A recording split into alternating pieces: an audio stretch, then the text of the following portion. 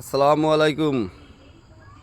Hello guys, আপনারা আমাদের স্ক্রিনে যে লোকটি দেখতে পাচ্ছেন ইনি হচ্ছে কাল্পনিক দীপু দাস, ময়মনসিংহের ভালুকার।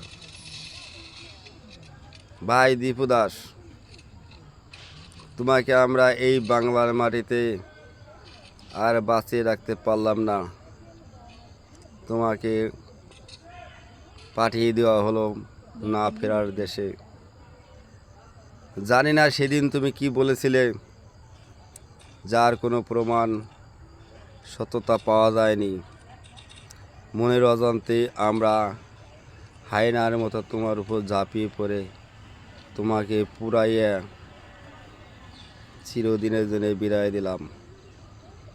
হয়তো পরবার তুমি ভালো থাকবে, হয়তো তোমার কাছে আমরা ক্ষমা পাবো না। তোমাকে বিদায় দেওয়ার মতো ভাষা আমাদের নাই, কারণ আমরা হচ্ছি নরপিশাচ, হায়না, অজাত, কুজাত। এই বাংলার যত নিম্ন শ্রেণীর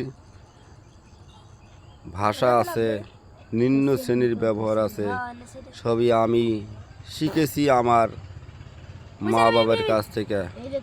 তা না হলে আমি তোমার উপর ঝাঁপিয়ে পড়বে কেন? তোমাকে গাছে বাঁধিয়ে পুড়িয়ে মারবে কেন? তোমাকে নিঃসঙ্গতা হত্যা এই বাংলার মাটিতে তোমাকে আমরা এভাবে পুড়িয়ে মারবো, তাও কখনো কল্পনা করি নাই। ভাই দীপু দাস, তুমি তো শেষ, তুমি চলে গেছো না ফেরার দেশ। আমাদের কোনো ভাষা নেই, আমাদের কোনো